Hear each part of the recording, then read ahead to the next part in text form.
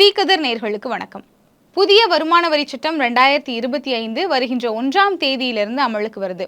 இந்த புதிய வருமான வரி சட்டத்தில் வருமான வரித்துறை அதிகாரிகளுக்கு கொடுக்கப்பட்டிருக்கக்கூடிய கட்டுப்பாடற்ற அதிகாரங்கள் குறித்தும் அதனால ஏற்படக்கூடிய பிரச்சனைகள் குறித்தும் தான் பார்க்க போறோம். ஏற்கனவே இருக்கக்கூடிய சட்டத்தில் பார்த்தோம் அப்படின்னா, வருமான வரி செலுத்துறவங்க ஏதாவது மோசடி செய்கிறாங்க அப்படின்னு அதிகாரிகளுக்கு சந்தேகம் வந்தாலே எந்த ஒரு முன் அறிவிப்பும் இன்றி அவர்களுடைய வீடு, அறைகள், தனிப்பட்ட இடங்கள் இப்படி எல்லா இடங்கள்லையுமே போய் சோதனை செய்யக்கூடிய அதிகாரம் அந்த அதிகாரிகளுக்கு வழங்கப்பட்டிருக்கு. அதனுடைய நீட்சியா இந்த புதிய வருமான வரி சட்டத்தில் என்ன கொண்டு வந்திருக்காங்க அப்படின்னா, யார் மேலேயாவது அந்த அதிகாரிகளுக்கு, அதாவது வருமான வரித்துறை அதிகாரிகளுக்கு சந்தேகம் வந்துச்சு அப்படின்னா எந்த ஒரு நீதிமன்ற உத்தரவுமே இல்லாமல் அந்த தனிநபரினுடைய வங்கி கணக்கு, இமெயில், முதலீடு செய்யக்கூடிய கணக்கு, ஆன்லைன் வங்கி கணக்கு இப்படின்னு எல்லா சமூக வலைதள பக்கங்களையும் சமூக பக்கங்களையும் அவங்க எந்த ஒரு பாஸ்வேர்டுமே இல்லாமல் உள்ள நுழைஞ்சு அவங்களால சோதிக்க முடியும் அப்படிங்கிற ஒரு கட்டற்ற ஒரு அதிகாரத்தை இந்த சட்டம் வருமான வரித்துறை அதிகாரிகளுக்கு கொடுக்குது. இதை தான் சமூக ஆர்வலர்களும் அரசியல் கட்சி தலைவர்களும் இன்னைக்கு வன்மையாக கண்டிச்சுக்கிட்டும் இருக்காங்க. ஏன் அப்படின்னா, இப்போ ஒரு தனிநபர் மேலே வருமான வரித்துறை அதிகாரிகளுக்கு சந்தேகம் வருது அப்படின்னா, அந்த தனிநபரினுடைய விவரங்களை மட்டும் இல்லாமல் அவர் வேலை செய்யக்கூடிய அந்த நிறுவனத்தினுடைய எல்லா கணக்குகளையும், எல்லா சமூக வலைதள பக்கங்களையும், எல்லா விவரங்களையும் எந்த ஒரு அனுமதியுமே இன்றி சோதிக்கக்கூடிய ஒரு அதிகாரம் அந்த அதிகாரிகளுக்கு இப்போ கொடுக்கப்பட்டிருக்கு. இது ஒரு மிகப்பெரிய சமூக பிரச்சனையாக மாறும் அப்படிங்கிற பயமும் நமக்கு இருக்கு.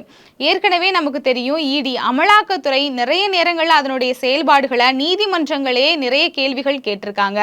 இப்படி அந்த அமலாக்கத்துறை என்னைக்குமே மிகப்பெரிய கார்ப்பரேட் முதலாளிகள் வீட்டில் போய் சோதனை நடத்தினதா நம்ம கேள்விப்பட்டிருக்கவே மாட்டோம். ஆனால் மாறாக சிறு சிறு நிறுவனங்கள், ஒன்றிய அரசுக்கு எதிராக இருக்கக்கூடிய அந்த நிறுவனங்கள், ஒன்றிய அரசுக்கு பிடிக்காதவர்கள், அதிகாரத்தில் இருக்கிறவங்களுக்கு பிடிக்காதவங்க, இப்படி இந்த மாதிரி ஆட்கள் மேலே தான் அமலாக்கத்துறை நடவடிக்கை எடுத்துக்கிட்டு இருக்கிறத நம்ம பார்க்குறோம். இதுவுமே ஏற்கத்தக்க ஒரு விஷயம் இல்லை அப்படின்னு ஏற்கனவே நிறைய சர்ச்சையாகவும் இது மாறிக்கிட்டு இருக்கு.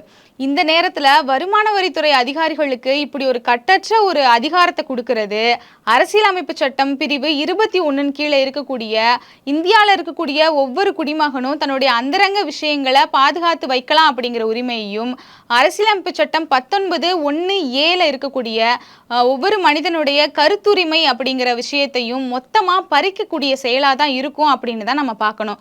ஏற்கனவே இந்த அரசாங்கம் இந்த 19(1)(a) கருத்து சுதந்திரத்தை அழிக்கக்கூடிய வகையில் நிறைய விஷயங்களை தொடர்ந்து பண்ணிக்கிட்டு இருக்காங்க. நம்மளும் அதை பற்றி பேசிக்கிட்டு தான் இருக்கோம். அதே மாதிரி தான் இந்த விஷயமும். இதனால என்னென்ன பிரச்சனைகள் இன்னும் அதிகமாக ஏற்பட வாய்ப்பு இருக்கு அப்படின்னு பார்த்தோம்னா, ஏற்கனவே நம்ம சொன்னது மாதிரி இந்த அமலாக்கத்துறை போல இந்த வருமான வரித்துறையும் பெரிய பெரிய கார்ப்பரேட் நிறுவனங்களை விட்டுட்டு அவர்களுக்கு சாதகமாக வளர்ந்து வரக்கூடிய நிறுவனங்களின் மீது பொய் புகார்களை தெரிவிக்கிறதும், அவங்களுடைய அந்தரங்கமான விஷயங்களை எல்லா அவங்களுடைய கணக்குகளையும் எந்த ஒரு அனுமதியும் இல்லாமல் சோதனை செய்கிறன்ற பேர் வழியில் அவர்களுடைய விவரங்களை எடுத்து வீண் பழி சுமத்துறதுக்கும் அதிக அளவில் வாய்ப்புகள் இருக்குது. இது மட்டும் இல்லாமல் அந்த அதிகாரியினுடைய தனிப்பட்ட கோபத்தினாலேயோ பழி வாங்கும் எண்ணத்தினாலேயோ யார் மேலேயாவது பழி வாங்கணும் அப்படின்னு தோணுச்சுன்னா அவர்கள் மீது நேரடியாக இந்த மாதிரியான தாக்குதல்களை நடத்துறதுக்கும் வாய்ப்பு இருக்கு.